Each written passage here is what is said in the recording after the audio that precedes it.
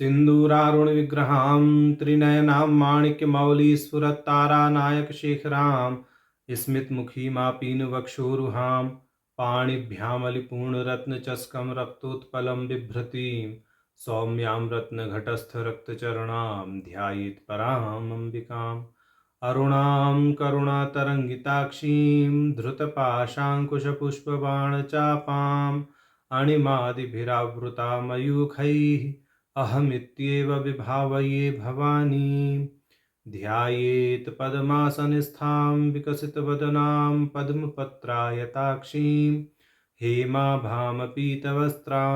करकलितलसद्येम पद्माम्बराङ्गीं सर्वालङ्कारयुक्तां सततमभयदां भक्तनम्रां भवानीं श्रीविद्यां शान्तमूर्तिं सकलसुरनुतां सर्वसम्पत्प्रदात्रीं नारायणी नमोस्तुते। ललिता सहस्रनाम सौभाग्य भास्कर भाष्य की श्रृंखला में हम भगवती के 352 नामों तक देख चुके थे। अब क्रमशः आगे 9 नामों का 353 से और 361 तक आज भाष्य देखेंगे, तो उनका पाठ करते हैं। 353 से 361 तक जो 9 नाम है उनका पाठ है। भक्तिमत कल्पलतिका पशुपाश विमोचनी संभृता शेष पाषंडा सदाचार प्रवर्तिका तापत्रयाग्नि संतप्त समहल्लादन चंद्रिका तारुणी तापसाराध्या तनुमध्या तमोपहा। तो ये 9 नाम अब हमें क्रमशः प्राप्त हैं। तो भक्तिमत कल्पलतिका नाम का भाष्य देखते हैं। भक्तिमत कल्पलतिका नाम का साधारण अर्थ है भक्त जनों की कल्पलतिका हैं, जो माने उनको अभिष्ट प्रदान करने वाली जो भगवती हैं, भक्तों को जो उनका अभिष्ट प्रदान करती हैं, इस नाते उनका नाम भक्तिमत कल्पलतिका कहा गया है। तो भाष्यकार जी कहते हैं भक्तिमताम जनानाम कल्पलतिका एव अभिमतार्थदातृत्वात्, माने भक्तों को जो अभिमत फल प्रदान करती हैं, अभीष्ट फल प्रदान करती हैं, उसके नाते वह भक्तों के लिए कल्पलता के समान है, ऐसा भाष्यकार जी ने कहा। अभी कहते हैं अथवा ईशत समाप्तौ कल्प प्रत्येना पूर्ण भक्ता भक्तिमत कल्पाः तेषाम लतिका एव विस्तार कारणी। तो ये कह रहे हैं कल्प का अर्थ होता है अपूर्ण। तो जो अपने अपूर्ण भक्तों की विस्तार कारिणी हैं, माने लतिका हैं, जो अपूर्ण भक्तों को पूर्ण करती हैं, जो भक्तों की भक्ति में जो लेश रह जाता है, कुछ कमी रह जाती है, उसको पूर्ण करती हैं अपने कृपा अनुग्रह से, ऐसी भगवती का नाम है भक्तिमत कल्पलतिका, ऐसा समझना चाहिए। अब कहते हैं कस्तूरिका एव मोदयित्री वा, माने जो कस्तूरी के समान आनंद प्रदान करती हैं, ऐसा। क्योंकि ये कहते हैं कि जो लता शब्द है उसके लिए रभस कोश में ज्योतिषमत्यांश्च कस्तूर्याम माधवी दूरवयो लता इति रभसः, कि रभस कोश में लता के लिए ऐसा कहा गया है कि मालकांगनी, कस्तूरी, जूही और दूर्वा यह लता नाम से जाने जाते हैं, माने लता जो पद है वह इनके लिए प्रयुक्त होता है। तो इस दृष्टि से यहाँ पे कस्तूरिका एव मोदयित्री, जो कस्तूरी के समान आनंद प्रदान करती हैं, ऐसी भगवती का नाम है भक्तिमत कल्पलतिका, जो भक्तों को कस्तूरी के समान आनंद प्रदान करती हैं, ऐसा यहाँ समझना चाहिए। ठीक, माने भक्त जिनकी भक्ति में सदैव आनंदित रहते हैं, भक्ति की सुगंध से सदैव आनंदित रहते हैं। भक्ति की सुगंध का अर्थ है, देखिए भक्ति को सांडिल्य सूत्र में परमात्मा के प्रति, ईश्वर के प्रति अनुरक्ति, आसक्ति कहा है। तो आसक्ति में जो आनंद होता है वैसा ही आनंद यहाँ पर प्राप्त होता है, उस दृष्टि से यहाँ पर कहा है। अब कहते अर्ध भक्ता नाम भक्ति पूर्ति दान द्वारा संतोषिका एति यावत, कि अर्ध भक्तों को ये भक्ति पूर्ति का दान दे करके उन्हें संतोष प्रदान करती हैं। इसलिए भगवती को भक्तिमत कल्पलतिका कहा गया है। तदुक्तम शक्ति रहस्य, शक्ति रहस्य नामक शास्त्र में एक वचन कहा है, उसको प्रमाण के रूप में यहाँ उद्धृत करके भाष्यकार जी अपने कथन को पुष्ट करते हैं। कहते हैं, अक्रमेणार्ध भक्तय वा भवान्यः कृतमर्चनम जन्मांतरे क्रम प्राप्त्य ही पूर्ण भक्त्यैश्च कल्पते। कहते हैं कि भगवती का कोई आधा अधूरा भी पूजन करता है, अनियमित रूप से भी भवानी की आराधना करता है, या जिसकी भक्ति परिपक्व नहीं है, वह अगले जन्म में भगवती की अनुग्रह के कारण परिपक्व भक्ति को प्राप्त कर लेता है। माने जो अर्ध भक्त हैं इस जन्म में भगवती का यथामति यथा बुद्धि जैसा भी पूजन पाठ कर रहे हैं आधा अधूरा, तो उनको भी घबराने की आवश्यकता नहीं है। भगवती उससे प्रसन्न होकर के आगामी जन्म में आपको पूर्ण भक्ति प्रदान करेंगी, ऐसा शक्ति रहस्य में कहा गया है। जन्मांतरे क्रम प्राप्त ही पूर्ण भक्तिश्च कल्प्यते, ऐसा करके बोल दिया कि अगले जन्म में वह पूर्ण भक्ति को प्राप्त कर लेते हैं। अब आगे इति माने ये भक्तिमत कल्पलतिका नाम का भाष्य हुआ। तो इसका तात्पर्य यही है कि भक्तजनों की कल्पलता के समान जो है उनको अभिष्ट फल प्रदान करती हैं, उनकी अधूरी भक्ति को पूर्ण करती हैं और भक्तों को इस प्रकार से मोदित रखती हैं, इस प्रकार से आनंदित रखती हैं जैसे कस्तूरी की सुगंध से हिरन आनंदित रहता है। तो इस दृष्टि से यहाँ पर समझना चाहिए। ऐसा भक्तिमत कल्पलतिका नाम का भाष्य भाष्यकार जी करते हैं।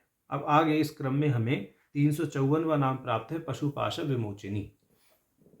इस नाम का बड़ा लंबा चौड़ा भाष्य भाष्यकार जी करते हैं। तो उसका हम संक्षेप में 3-4 पंक्ति में पूरा सार बता देते हैं कि वह क्या भाष्य करने जा रहे हैं, क्योंकि जो भाष्यकार जी यहाँ पर अब बोलेंगे पशुपाश विमोचनी के भाष्य में, वह प्राय हमने पौरुष अज्ञान, बौद्ध अज्ञान, आणव मल, माई मल, कार्म मल के विषय में शक्ति सूत्र में बोला है। विज्ञान भैरव की जो हमने व्याख्यान माला प्रस्तुत की है आप लोगों के समक्ष, उसमें बोला है। और तंत्रालोक के प्रथम अध्याय के जो प्रारंभिक 100 श्लोक हमने किए, उनमें भी इस पर विस्तार पूर्वक बोला है। तो जो लोग क्रमशः यह हमारे व्याख्यान सुनते हैं, तो उन लोगों को दोबारा दोहराने की आवश्यकता नहीं है। पशुपाश विमोचनी का जो यहाँ पर भाष्य करेंगे भाष्यकार, वो इन्हीं 3 मलों के आधार पर करेंगे। और दूसरा, जैसा हमने शक्ति सूत्र में विज्ञान आकल, प्रलय आकल, सकल, इन प्रमाताओं की बात करी है, और सप्तविध प्रमाता जो हैं मंत्रेश्वर, मंत्र महेश्वर आदि, ये सब जोड़ करके, तो उस दृष्टिकोण से वह भाष्य करेंगे। तो यहाँ समझना ये है कि जो अज्ञान से आबद्ध जीव होता है वह पशु कहलाता है, और जो पाश है वह पाश है अविद्यात्मक। जो अज्ञान है वही पाश के रूप में माना गया है। और उससे भी बड़ी चीज ये मानना चाहिए कि अज्ञान यहाँ पर अपूर्ण ज्ञान को कहा गया है। माने ज्ञान तो है परंतु पूर्णता का ज्ञान नहीं है। इतना ज्ञान तो है कि मैं शिव के समान हूँ, परंतु मैं शिव ही हूँ ऐसा अनुभव नहीं है। तो इस दृष्टि से जो अपूर्णता है, उस अपूर्णता को ही यहाँ पर मल कहा गया है, और वही मल बंध है, वह अविद्या के कारण है। तो ऐसे पशु जो अविद्या से आबद्ध हैं, उन पशुओं के अविद्यात्मक पाश का विमोचन करने वाली भगवती पशुपाश विमोचनी कही गई है। माने वह साक्षात ज्ञान स्वरूपा है, संवित स्वरूपा है। आगे ये सब नाम आएंगे, चिदेक रस रूपिणी आदि, चिति भगवती का नाम आएगा, तत्पद लक्ष्यार्था भगवती का नाम आएगा। तो इस दृष्टि से जो नाम कहे जाएंगे वह सभी संविद रूपता को ख्यापित करेंगे भगवती की। तो पशुपाश विमोचनी जो नाम है वह यही इंगित करता है कि जितने भी पशु माने अविद्या से आबद्ध जीव हैं, उन सभी पशुओं में जो अविद्यात्मक बंध है, अविद्यात्मक जो पाश है, जो मल है, आणव मल, माई मल, कार्म मल, इन मलों का जो शोधन करके जीव को मुक्त करती हैं, माने उसके मलों का मार्जन करके उसको शुद्ध बनाती हैं, चैतन्य स्वरूपता उसके अंदर उसको इतना निर्मल करती हैं कि वह अपने चैतन्य तत्व के साथ में अनुभूति को प्राप्त कर लेता है। तो इस दृष्टि से भगवती अपने कृपानुग्रह से जो पाश है उसको ध्वस्त करके पशु को शिव तुल्य बना देती है। तो ऐसा कहने का यहाँ पर पूरा पूरा भाव है। तो भाष्यकार जी जो कहेंगे उसको हम बता तो दे ही रहे हैं संक्षेप में, परंतु 2-3 पंक्तियां जो मुख्य मुख्य हैं इस भाष्य की पढ़ करके आगे अगले नाम पर चलेंगे। तो कहते हैं अभेदक ज्ञान रूप विद्या विहीना पशवः, कि जो पशु हैं वो अज्ञान से आबद्ध जीव हैं और अभेदक ज्ञान रूप विद्या विहीना, माने जिनको अभेदक ज्ञान रूपी जो विद्या है, जो वास्तविक ज्ञान है अभेद का, शिव का और स्वयं का जो अभेद है इसका जिनको ज्ञान है वह तो मुक्त है, और जो इस ज्ञान से विहीन है वह पशु है। ऐसा यहाँ कह रहे हैं कि अभेदक ज्ञान रूप विद्या विहीना पशवः, तो पशु वो हैं जिनमें अभेदक ज्ञान रूप विद्या की कमी है या वह विद्या उनके अंदर विद्यमान नहीं है। ऐसे पशुओं को जो तारती हैं उन भगवती का नाम है पशुपाश विमोचनी। तो इस दृष्टि से कहते हैं पशु यथा भवति तथा पाशान वरुण पाशान विमोचयति इति, यद्वा सम्यक पाश नक्षान पातयति शिवेन सह क्रीड़ायाम सम्यक पाशान फल के पातित्वा शिवम जयति यावत्, अथवा पशुस्य पर शिवस्यासा प्रेप्स्या येषाम ते पशुपाशान विशेषेण मोचयति प्राप्त शिवांस्तनोतीति, अथवा ब्रह्मादि स्थावरान्ताः पशु समान धर्मत्वात् पशवः तेषाम बंध साधनत्वात् अविद्या एव पाशः।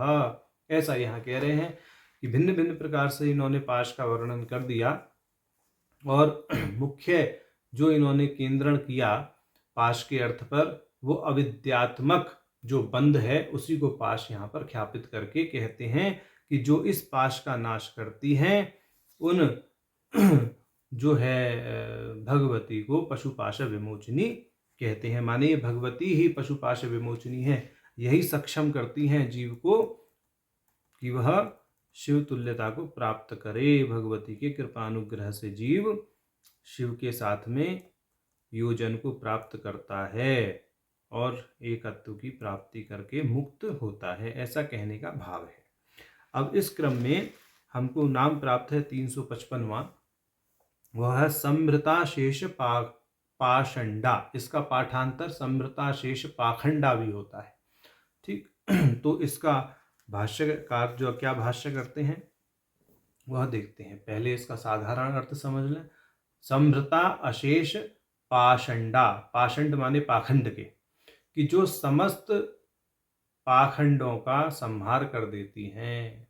ऐसा पाखंड और पाखंडी दोनों का ही संहार करने वाली होने के कारण उनको समृता शेष पाखंडा या समृता शेष पाषंडा इस नाम से कहा गया है।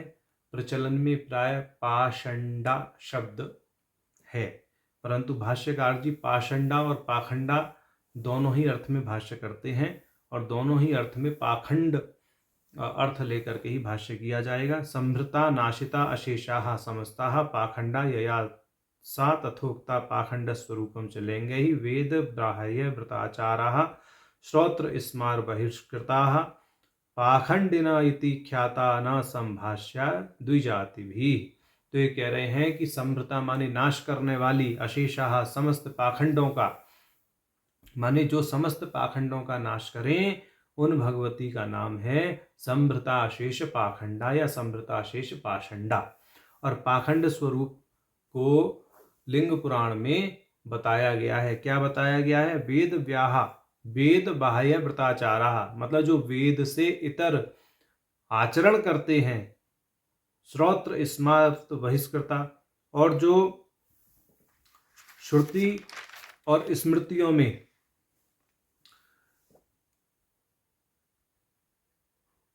जिनको धार्मिक कृत्यों में श्रुति और स्मृतियों के अनुसार भाग लेने में अधिकृत नहीं बताया गया है।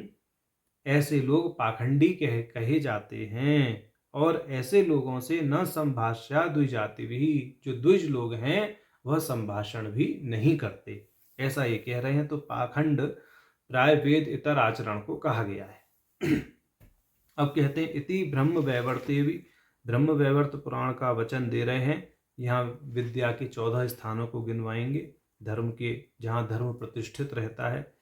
पुराण न्याय मीमांसा धर्म शास्त्रांग मिश्रिता वेदा स्थानानि विद्यानाम धर्मश्च चतुर्दश, के धर्म के, विद्या के ये 14 स्थान हैं। कौन कौन से 14 स्थान हैं? पुराण न्याय मीमांसा धर्म शास्त्रांग माने 6 वेदांग। कौन कौन से 6 वेदांग हैं? वो शिक्षा, कल्प, व्याकरण, ज्योतिष, निरुक्त और छंद।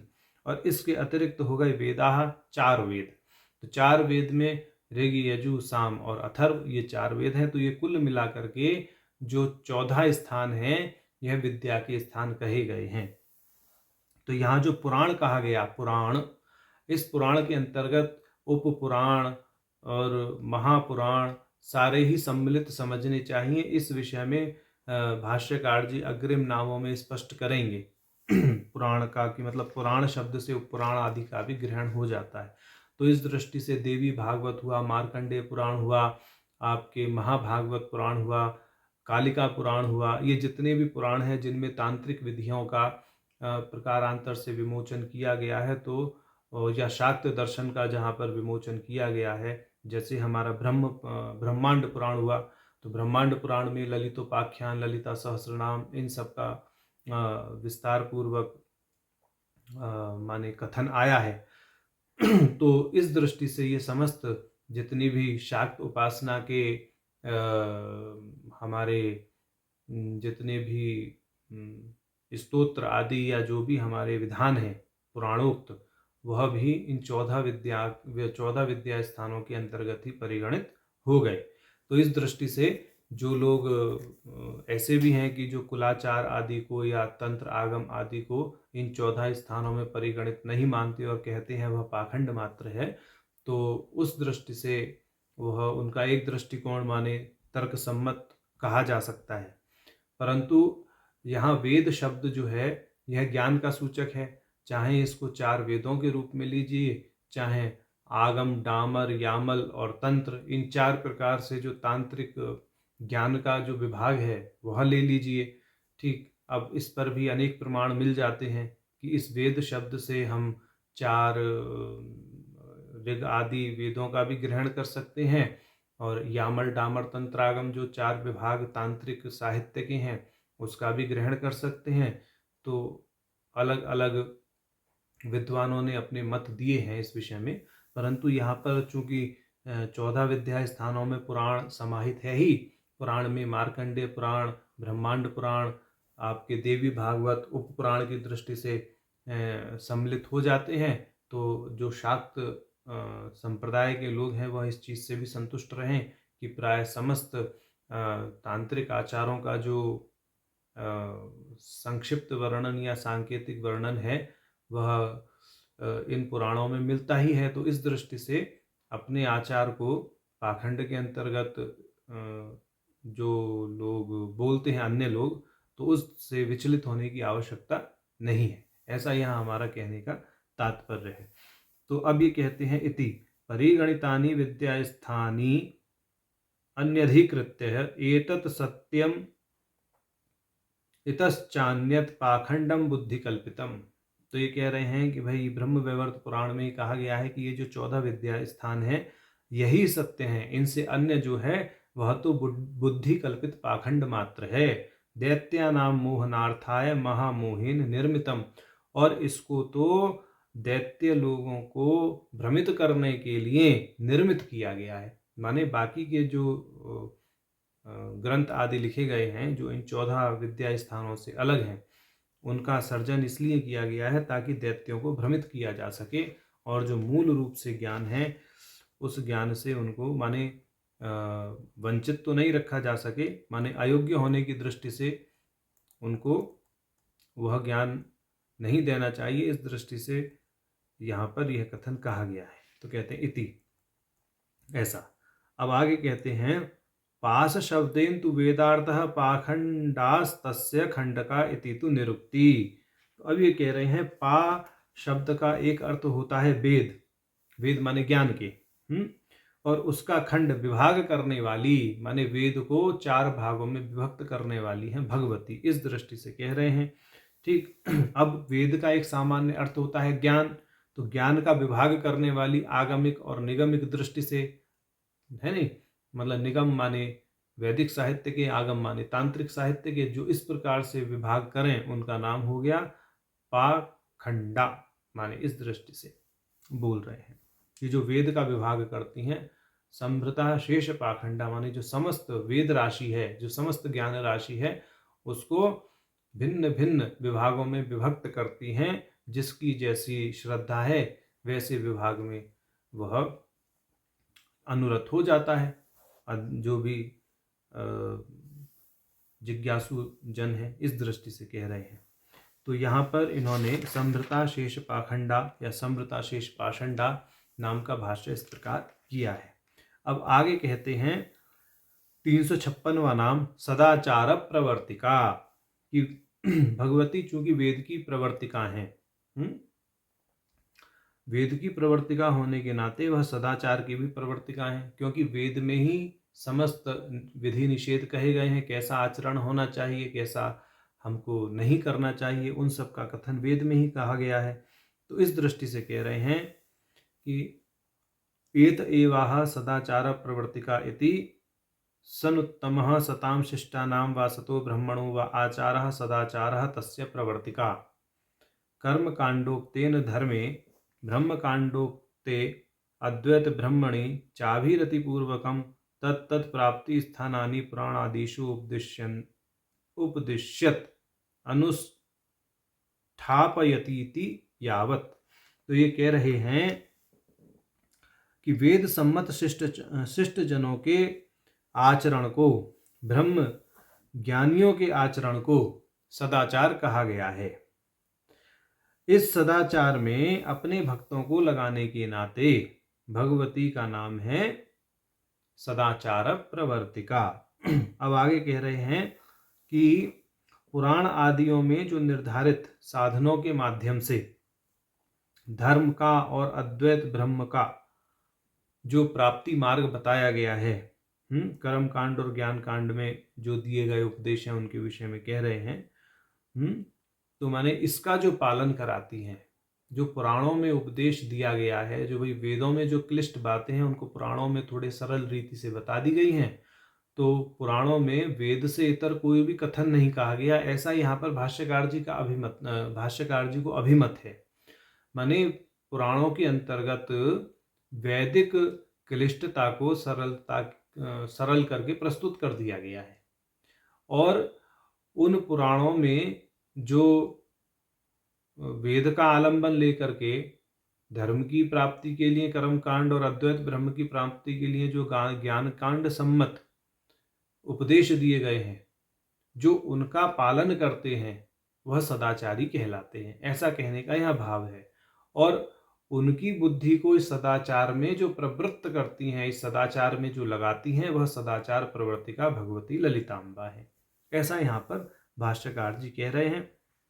और अब कूर्म पुराण का यहाँ वचन देते हैं, उक्तंच कूर्म पुराणे भगवती एवह, मतलब भगवती स्वयं कूर्म पुराण में कहती हैं, 18 पुराणानि व्यासेन कथितानि तु नियोगात ब्रह्मणो राजस्तेषु धर्म प्रतिष्ठितः अन्यानि उपपुराणानि तत्शिष्यैः व्याकृतानि तु युगे युगे तु सर्वेषां कर्ता वै धर्मशास्त्रवित् शिक्षाकल्पो व्याकरणं निरुक्तं छंद एव च ज्योतिः शास्त्रं न्याय विद्या सर्वेषाम् उपब्रह्मणम् एवं चतुर्दशेतानि विद्यास्थानानि सत्तमं चतुर्वेदैः सहुक्तानि धर्मो नायत्र विद्यते एवं पैतामहं धर्मं मनुव्यासादयः परं स्थापयन्ति ममादेशात् यावत् अभूत संप्लवम्। तो यहाँ पर ये कह रहे हैं कि जो कूर्म पुराण है उसमें ऐसा कहा गया है कि ब्रह्मा के आदेश से व्यास जी ने पुराणों की रचना की, फिर उसके बाद में उनके शिष्यों ने उप पुराणों की रचना की है। और इनमें धर्म की प्रतिष्ठा की गई है। प्रत्येक युग में व्यास जी ही धर्म के ज्ञाता और पुराणों के कर्ता माने जाते हैं।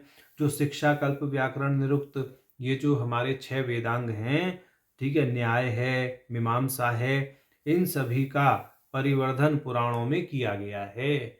माने जो 6 वेदांग हैं, जो वैदिक हमारी संहिताएं हैं, जो न्याय है, मीमांसा है, बोले इनका विस्तार पूर्वक जो सरलता से व्याख्यान है वह पुराणों के अंतर्गत व्यास जी के द्वारा और उप पुराणों के अंदर जो है व्यास जी के शिष्यों के द्वारा कालांतर में युग युग में किया गया है।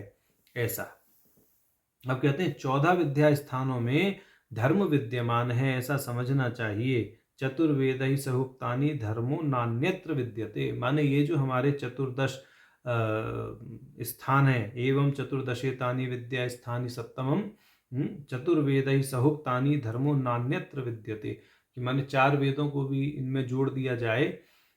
6 तो हमारे वेदांग हो गए, न्याय, मीमांसा, पुराण, 4 वेद।